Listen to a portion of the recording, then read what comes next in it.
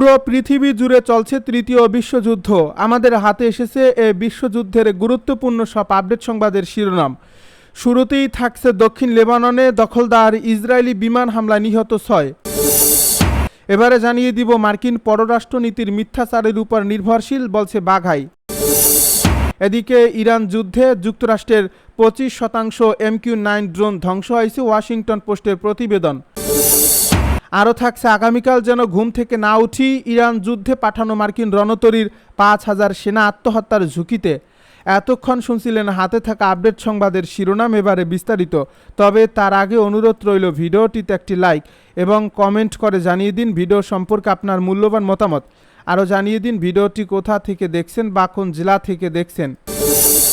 আগামীকাল যেন ঘুম থেকে না উঠি, ইরান যুদ্ধে পাঠানো মার্কিন রণতরীর 5000 সেনা আত্মহত্যার ঝুঁকিতে। মধ্যপ্রাচ্যের দীর্ঘ ক্লান্তিকর দায়িত্ব পালন শেষে কবে নাগাদ ফেরা যাবে তার কোনো নিশ্চয়তা নেই। এমন অনিশ্চিত পরিস্থিতিতে ইরানের বিরুদ্ধে যুদ্ধ করতে পাঠানো মার্কিন যুদ্ধজাহাজ USS আব্রাহাম লিঙ্কন ও এর নাবিক সেনাদের মানসিক স্বাস্থ্যের চরম অবনতি ঘটছে। একই সঙ্গে তাদের মধ্যে আত্মহত্যার ঝুঁকি তৈরি হওয়ায় গভীর উদ্বেগ প্রকাশ করছে নাবিকদের পরিবার ও সহকর্মীরা। সম্প্রতি এ উদ্বেগের কথা সরাসরি মার্কিন নৌবাহিনীর শীর্ষ নেতৃত্বের কাছে তুলে ধরছে ভুক্তভোগী পরিবারগুলো। সান ডিয়েগোতে অনুষ্ঠিত এক উত্তপ্ত টাউন হল সভায় নৌবাহিনীর ভারপ্রাপ্ত সেক্রেটারি হাং কাও এবং অন্যান্য ঊর্ধ্বতন কর্মকর্তার সামনে তারা এ ক্ষোভ উগরে দেন। সভায় উপস্থিত 2 নাবিকের স্ত্রী ও এ তথ্য নিশ্চিত করেছেন। সান ডিয়েগোর ওই সভায় আনুমানিক 200 জন উপস্থিত ছিলেন। সেখানে অংশ নেওয়া এক নাবিকের স্ত্রীর ভাষ্য, সবার দিনেই তিনি তার স্বামীর কাছ থেকে একটি বার্তা পান। অত্যন্ত আবেগপ্রবণ হয়ে তিনি কর্মকর্তাদের জানান তার স্বামী তাকে লিখছেন যে তিনি আশা করেন আগামীকাল যেন তার আর ঘুম না ভাঙে। ওই নারী আরও জানান, সবাই উপস্থিত নৌবাহিনীর ঊর্ধ্বতন কর্মকর্তারা এই সুনির্দিষ্ট ও আবেগঘন বক্তব্যের কোনো সরাসরি জবাব দেননি। তবে জাহাজে থাকা নাবিকদের জন্য মানসিক স্বাস্থ্যকর্মী, চ্যাপালিন এবং চিকিৎসকদের পর্যাপ্ত সুবিধা রয়েছে বলে আশ্বস্ত করেন তারা। গত সপ্তাহে যে উদ্বেগের কথা উঠে এসেছে তার সঙ্গে সাম্প্রতিক সপ্তাহগুলোর নাবিক ও তাদের পরিবারের পক্ষ থেকে স্বাধীনভাবে সামরিক সংবাদ মাধ্যম স্টার্স অ্যান্ড ট্রাইপস এর কাছে ব্যক্ত করা মতামতের হুবহু মিল রয়েছে। বর্তমানে কর্মরত নাবিক ও তাদের পরিবারের সাক্ষাৎকার এবং সামাজিক যোগাযোগ মাধ্যমে ক্রু সদস্যদের ডজন খানেক মন্তব্য ও পোস্ট থেকে এ সংকটের গভীরতা স্পষ্ট। তাদের বিবরণ অনুযায়ী চরম ক্লান্তি ও মনোবল ভেঙে পড়ায় নাবিকেরা প্রতিনিয়ত লড়াই করছেন। এর মধ্যে আত্মহত্যার চিন্তার মতো গুরুতর বিষয় যেমন রয়েছে, তেমনি অন্তত একজন ক্রু সদস্যকে জাহাজ থেকে সাগরে ঝাঁপ দেওয়া থেকে বিরত রাখার ঘটনাও ঘটছে। নৌবাহিনীর এক কর্মকর্তারা তথ্য অনুযায়ী স্বাভাবিক ও অত্যন্ত কঠিন এক পরিস্থিতির মধ্য দিয়ে যাচ্ছেন ও যুদ্ধজাহাজের নাবিকরা। মার্কিন 5ম নৌবহরের অধীনে 40 দিন ইরানের বিরুদ্ধে সরাসরি যুদ্ধ অভিযানে অংশ নিতে হয়েছে তাদের। সব মিলিয়ে সমুদ্রে টানা 250 দিন পার করার পর নজিরবিহীন ধকল সামলাচ্ছেন তারা। ইরান যুদ্ধে যুক্তরাষ্ট্রের 25% MQ-9 ড্রোন ধ্বংস হয়েছে ওয়াশিংটন পোস্টের প্রতিবেদন। ইরানের বিরুদ্ধে যুদ্ধ করতে গিয়ে যুক্তরাষ্ট্র তাদের গুরুত্বপূর্ণ দূরপাল্লার গোলাবারুদ এবং আকাশ প্রতিরক্ষা ব্যবস্থার মজুত অনেকটাই হারিয়ে ফেলছে। গতকাল শুক্রবার প্রকাশিত দ্য ওয়াশিংটন পোস্টে প্রকাশিত এক প্রতিবেদন অনুযায়ী ইরানের বিরুদ্ধে যুক্তরাষ্ট্র ও ইসরায়েলের আগ্রাসন শুরুর পর শুরু হওয়া যুদ্ধে যুক্তরাষ্ট্রের $130 কোটি বেশি দামের MQ-9 রিপার ড্রোন ক্ষয়ক্ষতি বা ধ্বংস হয়েছে।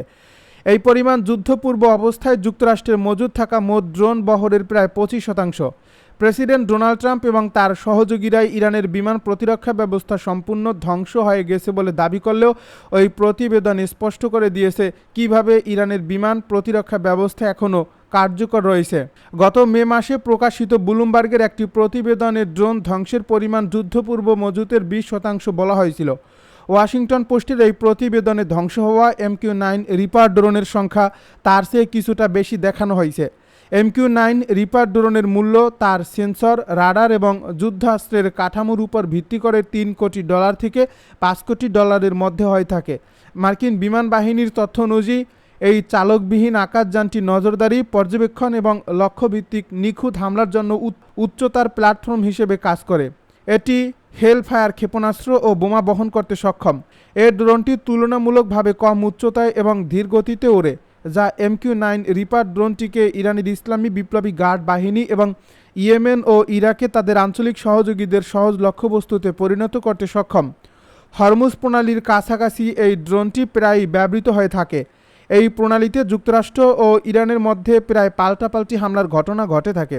ট্রাম্প দাবি করছেন তিনি এই জলপথে একটি ইস্পাতের প্রাচীর সমতুল্য নৌ অবরোধ চালিয়ে যাচ্ছেন। ইরানের বিরুদ্ধে যুদ্ধ করতে গিয়ে মার্কিন অস্ত্র ও গোলাবারুদের যে ঘাটতি দেখা দিয়েছে সেই তালিকায় MQ-9 রিপার অন্যতম।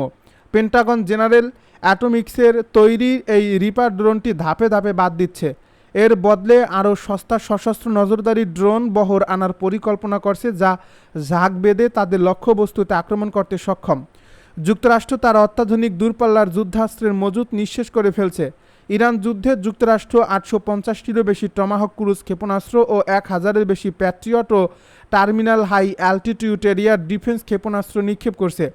ট্রাম্প প্রশাসন অবশ্যই ইরান যুদ্ধের কারণে মার্কিন অস্ত্রের মজুদ ঘাটতির প্রতিবেদন নাকচ করে দিয়ে অপারেশন এপিক ফিউরি এর সময় মার্কিন যুদ্ধ বিভাগের পরিচালনা ব্যয় মেটাতে এবং অস্ত্রের সরবরাহ আবার পূরণ করতে ট্রাম্প প্রশাসন কংগ্রেসের কাছে $6,700 কোটি বেশি অতিরিক্ত তহবিলের অনুরোধ জানিয়েছে। মার্কিন পররাষ্ট্রনীতি মিথ্যাচারের উপর নির্ভরশীল বলছে বাঘেই। যুক্তরাষ্ট্রের শাসন ব্যবস্থা ও ইরান কেন্দ্রিক পররাষ্ট্রনীতি অতিরিক্ত মিথ্যাচারের উপর নির্ভরশীল হয়ে পড়ছে বলে মন্তব্য করেছেন ইরানের পররাষ্ট্র মন্ত্রণালয়ের মুখপাত্র ইসমাইল বাঘাই। শনিবার বিখ্যাত রুশ লেখক ফিদোর দস্তয়েভস্কির উপন্যাস দ্য ব্রাদার্স কারামাজোভ এর একটি উক্তি সামাজিক যোগাযোগ মাধ্যম এক্সে শেয়ার করে তিনি এই সমালোচনা করেন। ইসমাইল বাঘাই বলেন, মার্কিন পররাষ্ট্রনীতির বর্তমান পরিস্থিতি দস্তয়েভস্কির এই বিখ্যাত অনুচ্ছেদের সাথে পুরোপুরি মিলে যায়। এই উপন্যাসের উক্তিটি উল্লেখ করে তিনি লেখেন, যে ব্যক্তি নিজের কাছে মিথ্যা বলে এবং নিজের মিথ্যাকেই সত্য মনে করে শুনে সে এমন এক পর্যায়ে পৌঁছে যায় যেখানে সে নিজের ভেতরের বা বাইরের কোনো সত্যকেই আর আলাদা করতে পারে না এবং এর ফলে সে নিজের পাশাপাশি অন্যের প্রতিও সমস্ত শ্রদ্ধা হারিয়ে ফেলে।